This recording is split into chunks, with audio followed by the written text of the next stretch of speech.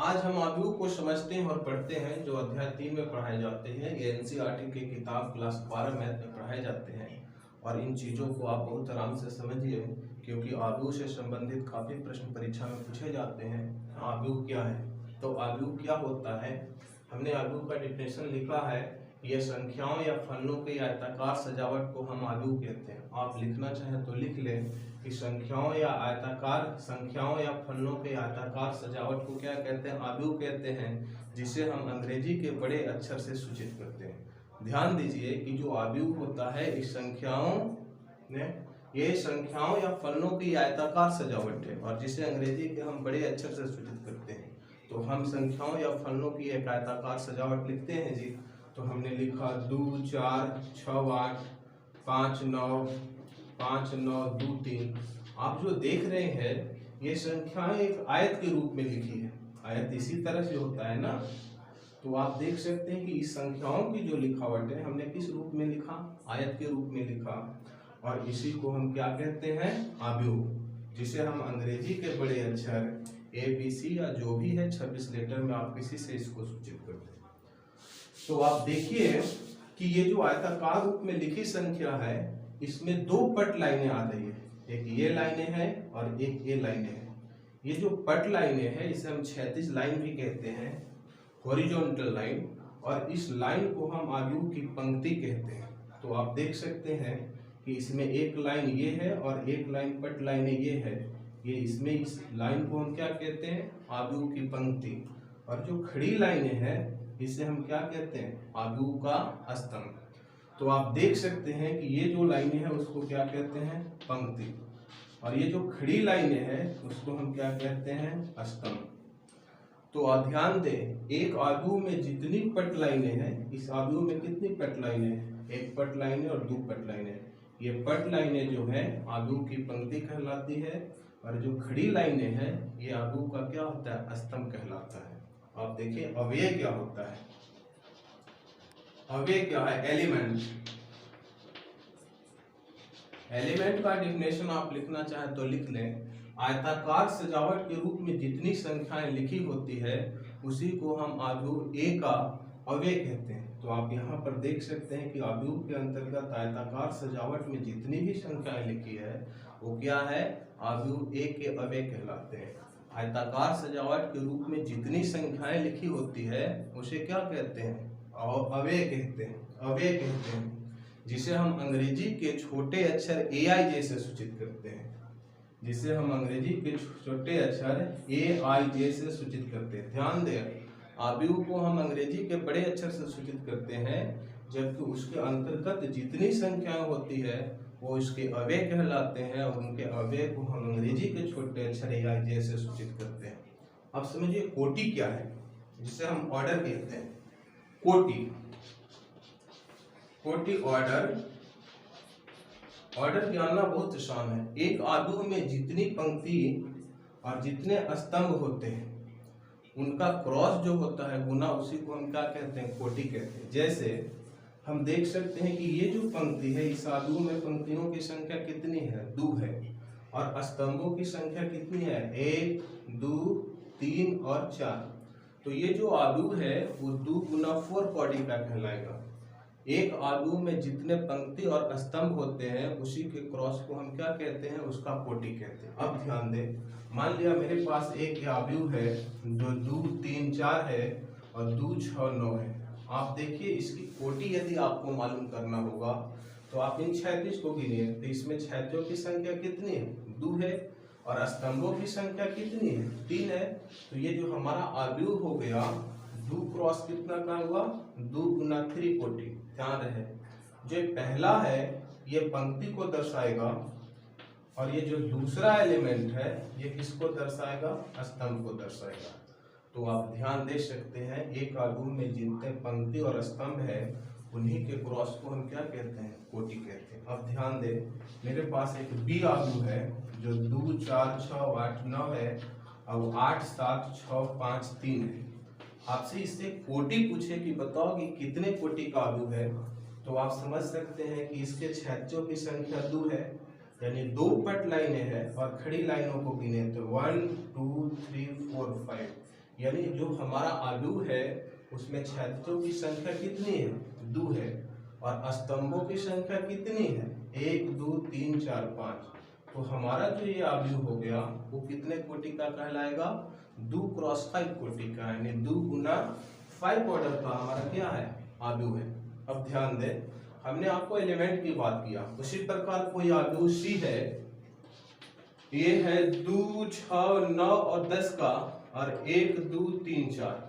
आपसे पूछे कि इस आव्यूह की कोटि कितनी कोटि का आव्यूह है, तो कोटि ज्ञात करने के लिए सिंपल से हम देखेंगे कि इसमें कितनी क्षैतिज है। तो आप देख सकते हैं एक ऊपर लाइन है, पट लाइन है, और खड़ी लाइनों को गिन लेंगे तो 1 2 3, अरे 1 2 3 और 4। तो आप देख सकते हैं कि आव्यूह में 2 पट लाइनें हैं और 4 खड़ी लाइनें हैं। तो हम लिख सकते हैं कि हमारे पास कितनी है, 2 पट लाइनें हैं और खड़ी लाइनों की संख्या कितनी है, 4 है। तो जो हमारा आव्यूह हो गया वो कितने कोटि का हुआ, 2 गुना 4 कोटि का है, 2 गुना 4 ऑर्डर का। तो हमने समझ लिया कि आव्यूह क्या है, उनके अवयव क्या कहलाते हैं और कोटि क्या होती है। ध्यान दें, हमने आपको यह बताया था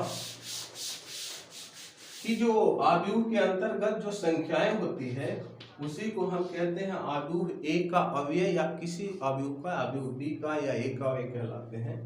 तो मान लिया कि 2 4 6 8 9 9 2 6 3, ये मेरे पास एक आव्यूह ए है, और इसमें पूछे कि एलिमेंटों की संख्या कितनी है, तो आप बता सकते हैं कि इसकी कोटि कितनी होगी। तो सबसे पहले कोटि देखेंगे तो इसमें 2 क्षैतिज लाइनें हैं और 4 कोची है, खड़ी लाइनें हैं। तो ये जो हमारा आव्यूह हो गया, आप देख सकते हैं इसमें 2 पट लाइनें हैं और 4 खड़ी लाइनें हैं, 1 2 3 4। तो हम इसे कहते हैं कि ये जो आव्यूह है वो हमारा कितना है, 2 क्रॉस 4 कोटि का, यानी 2 गुना 4 कोटि का आव्यूह है। एक और हमने लिया, आप इसको भी देखें तो 2 3 6 9 8 7 2 4। अब आप इसमें पूछें कि बताओ कि इसमें अवयव कितने हैं, तो आप देख सकते हैं कि इनके अवयवों की संख्या, इसके अंतर्गत जितनी संख्याएं हैं उसी को हम आव्यूह ए का अवयव कहते हैं। तो आप गिन सकते हैं कि 1 2 3 4 5 6 7 8, यानी ये जो हमारा आव्यूह है उसमें अवयवों की संख्या कितनी है, 8। ध्यान दें, हमने आपको पहले डिफिनेशन में लिखवाया था कि जो अवयव है उसको हम अंग्रेजी के छोटे अक्षर से क्या सूचित करते हैं, अंग्रेजी के छोटे अक्षर से सूचित करते हैं। तो ये जो अक्षर है, ये जो आप अवयव देख रहे हैं, हम इसको A11 से सूचित करते हैं। इसे पढ़ा जाएगा पहले क्षैतिज का पहले स्तंभ का अवयव। ये जो आप देख रहे हैं ये 12 हो गया। आप ध्यान दें, इसे पढ़ा जाएगा पहले क्षैतिज और दूसरे स्तंभ का अवयव। ये जो है इसको हम A13 से सूचित करेंगे। इसे पढ़ा जाएगा पहले क्षैतिज के तीसरे स्तंभ का अवयव, और ये जो है वो हमसे A14 से। ये सारे एलिमेंट अंग्रेजी के छोटे अक्षर से सूचित होते हैं। तो ध्यान दें, इसके पहले एलिमेंट को हम A11 से सूचित करेंगे। इसे पढ़ेंगे पहले क्षैतिज और पहला स्तंभ का अवयव। इसको दूसरे स्तंभ को हम A12 से सूचित करेंगे। इसे पढ़ा जाएगा पहले क्षैतिज और दूसरा स्तंभ का अवयव। ये 13 हो गया। इसे हम पढ़ेंगे कितना, पहले क्षैतिज और तीसरे स्तंभ का अवयव। और ये जो हो गया हमारा, ये 14 हो गया। इसे हम पढ़ेंगे पहले क्षैतिज और दूसरे स्तंभ का अवयव। ध्यान दें, हमने पहले क्षैतिज के सारे एलिमेंट को लिख दिया। अब आइए दूसरे क्षैतिज में, तो जो 8 है इसको हम Y821 से सूचित करेंगे, क्योंकि हमने दूसरा क्षैतिज लिया है ना। तो ये दूसरा क्षैतिज का पहला अवयव हो गया, और इसको हम पढ़ेंगे A22, यानी जो हमारा हुआ दूसरा क्षैतिज के दूसरे स्तंभ का अवयव हो गया। इसे हम लिखेंगे A23, यानी जब भी हम दूसरे स्तंभ की ओर चलते हैं तो आगे दूर लगेगा। ये हमेशा से क्षैतिज को आगे वाली जो संख्याएं हैं हमेशा क्षैतिज दर्शाएगी, और बाद वाली जो संख्या है वो हमेशा स्तंभ दर्शाएगी। तो आप देख सकते हैं कि हमने इस दूसरे क्षैतिज की ओर आए ना, तो दूसरा क्षैतिज का पहला स्तंभ, ये दूसरा क्षैतिज और दूसरे स्तंभ का अवयव, दूसरा क्षैतिज और तीसरे स्तंभ का अवयव। और इसमें आइए तो इसे हम दर्शाएंगे A24 का, यानी दूसरा क्षैतिज के चौथा स्तंभ का अवयव। तो आप देख सकते हैं कि इसके एलिमेंट को हम अंग्रेजी के छोटे अक्षर से सूचित करते हैं, जबकि अवयव को हम अंग्रेजी के बड़े अक्षर से सूचित करते हैं। एक और उदाहरण ले लेते हैं। मान लीजिए कि इसमें और बढ़ जाता हमारी संख्याएं, 9, 6, 2, 8 रह जाता, तो आप देख सकते हैं कि ये पहला क्षैतिज हो गया, ये दूसरा क्षैतिज हो गया, और लिखी गई ये जो तीसरी संख्या है वो तीसरी क्षैतिज हो गया। तो ये जो दर्शाएगा वो किसको दर्शाएगा? A31 को, यानी तीसरे क्षैतिज और पहले स्तंभ को आ गए। इसको किससे दर्शाएंगे? A32 से, यानी A32 से, यानी तीसरे क्षैतिज और दूसरे स्तंभ को आ गए। ये हमारा क्या हुआ? A23 से, यानी तीसरे क्षैतिज के तीसरे स्तंभ को आ गए, और इसे दर्शाया जाएगा A34 से, यानी तीसरे क्षैतिज और चौथे स्तंभ को आ गए। ठीक इसी प्रकार जिस तरह से हम बढ़ते जाएंगे उस तरह से जो आगे वाली संख्या है वो हमारे को किसको दर्शाएगा? वो क्षैतिज को दर्शाएगा, और बाद वाली जो संख्या है वो किसको दर्शाएगा? स्तंभ को दर्शाएगा। तो हमने इस वीडियो में, इस चैप्टर में अभी हमने बताया कि अवयव क्या है, उसके अवयव क्या कहलाते हैं, कोटि क्या कहलाते हैं। फिर से आप समझ लें, अवयव संख्याओं या फलनों की एक आयताकार सजावट है जिसे हम अंग्रेजी के बड़े अक्षर से सूचित करते हैं। अवयव क्या है? यह एक आयताकार रूप में लिखी गई जो संख्याएं हैं उसी को हम अवयव एक अवयव कहते हैं, जिसे अंग्रेजी के छोटे अक्षर AI से सूचित करते हैं, AIJ से सूचित करते हैं। I जो है वो पंक्ति को दर्शाएगा और J जो है वो स्तंभ को दर्शाता है। इसकी कोटि क्या होती है? एक अवयव में जितने क्षैतिज और जितने स्तंभ होते हैं उसी को उतना कोटि का क्या कहा जाता है? अवयव कहा जाता है। मान लीजिए कि ये एक अवयव है और इसे हमें कोटि ज्ञात करनी है, तो हम गिनेंगे कि इसमें क्षैतिजों की संख्या कितनी है, यानी पट लाइनों की संख्या कितनी है। तो आप देख सकते हैं 2 पट लाइनें हैं, और खड़ी लाइनों की संख्या कितनी है? तो 4 है। तो ये जो अवयव है वो कितने कोटि का हो गया? यानी 2 गुना कितना? 2 क्रॉस 4 कोटि का। ध्यान दे, पुनः एक और अवयव को हम ले लेते हैं। तो हमने लिखा, मान लिया कि मेरे पास B अवयव है, ये 2, 2, 8, 6 है, और हमें इसकी कोटि ज्ञात करनी है। तो कोटि ज्ञात करने के लिए सीधे आप गिनिए कि कितनी पट लाइनें हैं। 2 पट लाइनें हैं, इसे पंक्ति भी कहते हैं, क्षैतिज लाइनें भी कहते हैं, और 2 उदग्र लाइनें हैं, यानी 2 स्तंभ है, 2 स्तंभ और 2 क्षैतिज। तो ये जो अवयव है 2 क्रॉस 2 यानी 2 गुना 2 कोटि का अवयव है। तो आपने समझ लिया होगा कि कोटि क्या होता है और पंक्ति क्या होता है। इन चीजों को समझने के बाद आइए हम समझते हैं कि अवयव कितने प्रकार के होते हैं। आप इसको उतारना चाहें तो उतारें, और नहीं तो हम अवयव के प्रकार की ओर चल रहे हैं। तो आइए हम समझ लेते हैं कि अवयव कितने प्रकार के होते हैं। अवयव तो ऐसे 11 प्रकार के पढ़ाए जाते हैं, लेकिन हम मुख्य अवयवों की बात करेंगे, क्योंकि NCERT की किताब में आपने 7 प्रकार के अवयवों की चर्चा है। बाकी आप किसी किताब को लेंगे स्टूडेंट फ्रेंड्स को, उसमें 11 अवयवों की चर्चा है, लेकिन हम मुख्य अवयवों के प्रकारों की ही बात करेंगे। तो हमने यहाँ लिख दिया है, हमने 6 अवयवों को लिखा है। एक और अवयव शून्य अवयव होता है। हम बारी बारी से इनकी डिफिनेशन आपको लिखवा रहे हैं, आप लिखना चाहिए तो लिखें। पहला है हमारा स्तंभ अवयव। इसकी डिफिनेशन है, वह अवयव जिसमें एक स्तंभ होते हैं उसे हम स्तंभ अवयव कहते हैं। वह अवयव जिसमें एक स्तंभ होते हैं। ध्यान दें, हमने स्तंभ अवयव एग्जाम्पल में आप बनाए तो आप देख सकते हैं 1, 2, 3। इसमें आप देख सकते हैं कि इनकी एक स्तंभ है, यानी एक वर्टिकल लाइन है। तो जो एक स्तंभ में रहेगा उसे हम क्या कहते हैं? स्तंभ अवयव। वो पंक्ति अवयव क्या है? वह अवयव जिसमें एक पंक्ति होती है उसे हम क्या कहते हैं? पंक्ति अवयव कहते हैं। जैसे जैसे हमने A लिखा और इसमें देखिए 2, 3, 4 हुआ, और पुनः हमने B लिखा, इसमें लिखा 2, 6, 9, 8। आप देख सकते हैं कि इन दोनों अवयवों में A में एक पंक्ति है और B में भी एक पंक्ति है। तो इन अवयवों को हम क्या कहेंगे? पंक्ति अवयव। वैसे अवयव जिनमें एक पंक्ति हो उसे हम क्या कहते हैं? पंक्ति अवयव। तो आप इसकी एग्जाम्पल भी लिख सकते हैं और इसकी डिफिनेशन भी लिख सकते हैं। वह अवयव जिनमें एक पंक्ति हो किसे क्या कहते हैं? पंक्ति अवयव। और एग्जाम्पल में आप देख सकते हैं A और B, इसमें केवल एक पंक्ति है, तो इसे हम क्या कहेंगे? पंक्ति अवयव। तीसरा में आइए हमारा है वर्ग अवयव।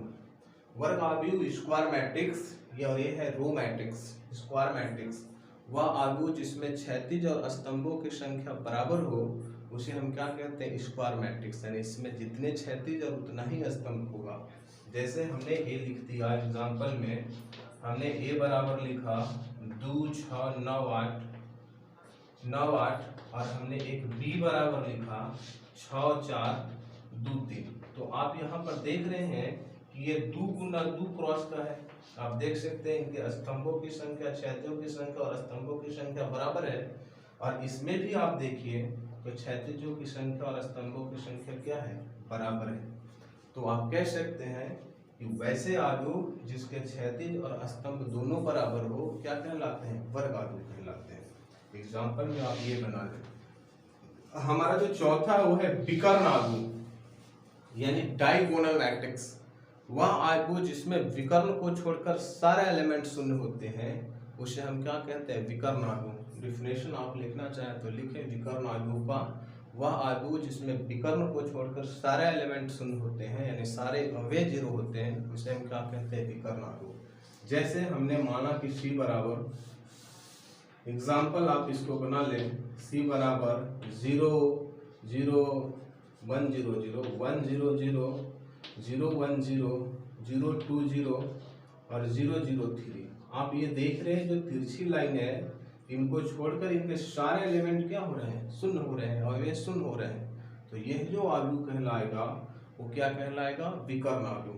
पुनः हमने एक और डिफिनेशन लिया ए, इसको हम लिखा 2 3 4 2 0 0 0 3 4 और फिर हमने 0 0 3 को लिखा, 0 0 5 लिखा। आप इसको भी देखेंगे तो हम देख सकते हैं इसके विकर्ण के छोड़कर सारे एलिमेंट शून्य हैं। तो इन सारे विकर्ण को, इन सारे एग्जाम्पल क्या होते हैं, ये विकर्ण आव्यूह का एग्जाम्पल है। तो वैसे एग्जाम्पल, वैसे विकर्ण आव्यूह, वैसे आव्यूह जिसमें विकर्ण को छोड़कर सारे एलिमेंट शून्य होते हैं क्या कहलाते हैं, विकर्ण आव्यूह। अब आइए यहाँ पर एक है अदिश आव्यूह की बात हमने किया था, अदिश आव्यूह। तो आप देख सकते हैं ये भी एक वर्ग आव्यूह होता है। इसकी डिफिनेशन ऐसे भी बनाई जाती है, वह वर्ग आव्यूह जिसको विकर्ण को छोड़कर सारे एलिमेंट शून्य होते हैं उसे क्या कहते हैं, विकर्ण आव्यूह। और ये भी एक अदिश आव्यूह है। तो इसकी डिफिनेशन वही होती है, वह विकर्ण आव्यूह जिनके सारे विकर्ण क्या होते हैं, शून्य होते हैं। विकर्ण सारे क्या होते हैं, बराबर होते हैं। तो विकर्ण यदि बराबर होगा तो यही विकर्ण आव्यूह का नाम क्या पड़ जाएगा, अदिश आव्यूह।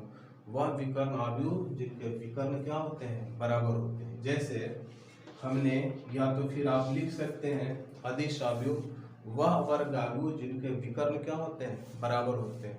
यदि विकर्ण सारे बराबर हो गए तो यही आव्यूह क्या होगा, अदिश आव्यूह कहलाएगा। तो आप डिफिनेशन लिखिए अदिश आव्यूह का कि वह वर्ग आव्यूह जिनके विकर्ण बराबर होते हैं क्या कहलाते हैं, अदिश आव्यूह। तो हमने यहाँ पर लिखा 0 1 0 0 0 1 0 और 0 0 कितना, 1। तो आप देख सकते हैं इनके जो विकर्ण है, इनके जो विकर्ण है एक समान है। तो ये जो विकर्ण कहलाएंगे, ये जो एग्जाम्पल आप बनाइए तो ये जो आव्यूह कहलाएंगे वो किसका आव्यूह कहलाएंगे, अदिश आव्यूह। आप यहाँ पर आइए बी वाला में देखिए, आप लिखिए 3 0 0 या फिर √3 लिखिए 0 √3 0 और 0 0 √3। तो आप यहाँ पर देख रहे हैं कि इनके विकर्ण भी समान है। तो यदि विकर्ण समान हो तो यही वर्ग आव्यूह क्या कहलाता है, अदिश आव्यूह। यानी वैसे आव्यूह, वैसे वर्ग आव्यूह जिनके विकर्ण बराबर हो क्या कहलाते हैं, अदिश आव्यूह। अब यहाँ पर देखिए एक है इकाई आव्यूह या तत्समक आव्यूह, जिसे यूनिट वेक्टर या आइडेंटिटी मैट्रिक्स कहते हैं, है ना। यूनिट मैट्रिक्स या आइडेंटिटी मैट्रिक्स यानी इकाई, unit vector, unit matrix, identity matrix. इकाई या तत्समक आव्यूह, इकाई या तत्समक आव्यूह वैसे वर्ग आव्यूह कहलाते हैं जिनके विकर्ण एक होते हैं, बाकी सारे एलिमेंट शून्य होते हैं। जैसे, और इसे हम IN से सूचित हो जाए, जब इनकी कोटि निर्धारित हो जाए तो हम इसे I से सूचित करते हैं। तो इकाई आव्यूह का डिफिनेशन लिखिए, वैसे वर्ग आव्यूह जिनके विकर्ण एक होते हैं, बाकी सारे एलिमेंट शून्य होते हैं क्या कहलाते हैं, इकाई आव्यूह। फिर से डिफिनेशन सुने, वैसे वर्ग आव्यूह जिनके विकर्ण एक होते हैं और बाकी सारे एलिमेंट क्या होते हैं, शून्य होते हैं। उसे क्या कहते हैं, इकाई आव्यूह। तो आप देख सकते हैं इसे IN से सूचित करते हैं और इसकी कोटि इनकी निर्धारित हो जाए तो इसे किससे हम सूचित करते हैं, I से सूचित करते हैं। तो हम लिख सकते हैं कि I जो आप देख रहे हैं 1001, यह एक विकर्ण आव्यूह है क्योंकि इसमें इसके एलिमेंट क्या है, केवल 1 है। तो ये जो आप देख सकते हैं क्योंकि 2 गुना 2 कोटि के है इसलिए हम I2 से सूचित करते हैं। जब तक ला कोटि निर्धारित नहीं होगा तो हम उसे Y से, जब कोटि निर्धारित हो गया तो उसे हम I से सूचित कर देंगे। अब यहाँ पर और देखिए कि हम I3 इसको I करें तो हम 100, 010 और 001 कर सकते हैं। आप यहाँ पर देखिए कि इनकी कोटि निर्धारित है कि 3 कोटि के हैं तो हम इसे I3 से सूचित करते हैं, यानी जितने कोटि का है उतना ही से सूचित कर दिया। कोई आव्यूह यदि 3 कोटि का है, यानी मान लिया कि हमें I3 लिखना है तो हम लिखेंगे 100, 010 और 001, यानी 3 कोटि का इकाई आव्यूह है। I2 का वैल्यू निकालना है तो जनरली हम 10 और 01 लिखेंगे तो ये इसका वैल्यू हो गया I3। उसी प्रकार I4 लिखना होगा आपको, तो I4 लिखने के लिए वही प्रक्रिया है 100। I4 यदि आपको लिखना होगा तो 100, 001, नहीं 3 कोटि का नहीं, यहाँ हो जाएगा 100001, फिर हो गया 0010, फिर 00 कितना होगा 01। आप देख सकते हैं कि जो इकाई है वो एक है, बाकी सारे एलिमेंट शून्य है। तो जितने कोटि के इकाई आव्यूह है उसी को हम उतना ही नंबर से सूचित करते हैं। जैसे I3 में 3 गो थे, I2 में 2 एलिमेंट थे, I4 में 4 एलिमेंट होंगे, I5 में 5 एलिमेंट होंगे। और जनरली इन सारे चीज़ों को कोटि निर्धारित नहीं और कोटि स्पष्ट हो जाए तो हम I से भी सूचित करते हैं। तो ध्यान दें, इकाई आव्यूह को हम IN से सूचित करते हैं और कोटि यदि इसके स्पष्ट हो जाए तो हम I से भी सूचित करते हैं। जनरली 2 कोटि के आव्यूह को हम I2, 3 कोटि के आव्यूह को I3, 4 कोटि के आव्यूह को I4, 2 कोटि के आव्यूह को I2 से, 3 कोटि के आव्यूह को I3 से, और 2 वही है 2 कोटि के आव्यूह को I2 से, 3 कोटि के I3 से, 4 कोटि के I4 से और 5 कोटि के I5 से सूचित करते हैं। तो ये हमने 6 डिफिनेशन आपको बताया था। स्तंभ आव्यूह वह आव्यूह, क्या बताया, वह आव्यूह जिसमें कितना, एक स्तंभ हो, स्तंभ आव्यूह कहलाता है। वह आव्यूह जिसमें एक पंक्ति हो, पंक्ति आव्यूह कहलाता है। वह आव्यूह जिसमें क्षैतिज और स्तंभों की संख्या बराबर हो, वर्ग आव्यूह कहलाता है। वह आव्यूह जिसमें विकर्ण को छोड़कर सारे एलिमेंट, वह वर्ग आव्यूह जिसमें विकर्ण को छोड़कर सारे एलिमेंट शून्य होते हैं उसे हम विकर्ण आव्यूह कहते हैं। अदिश आव्यूह वह आव्यूह जिसके विकर्ण बराबर हो, यह वर्ग आव्यूह जिनके विकर्ण बराबर हो बाकी सारे एलिमेंट शून्य हो, अदिश आव्यूह कहलाता है। इकाई या तत्समक आव्यूह वैसे वर्ग आव्यूह जिनके विकर्ण एक हो बाकी सारे एलिमेंट शून्य हो उसे हम क्या कहते हैं, इकाई आव्यूह कहलाते हैं। इसे हम इकाई आव्यूह को I2 और 2 कोटि के I2 से, 3 कोटि के I3 से, अब कोटि निर्धारित हो जाए तो Y से, बाकी हम इसको बाकी सब उसी को है ABC का अंग्रेजी के बड़े अक्षर से सूचित करते हैं। और तीसरा एक 7वां जो होता है वो हमारा शून्य आव्यूह होता है, यानी जीरो मैट्रिक्स हमारा क्या होता है, शून्य आव्यूह। ये हमारा क्वेश्चन नंबर 7वां है, शून्य आव्यूह यानी जीरो मैट्रिक्स। तो जीरो मैट्रिक्स को हम जनरली O से सूचित करते हैं, या वैसे आव्यूह जिनके सारे एलिमेंट शून्य हो उसे क्या कहते हैं, शून्य आव्यूह।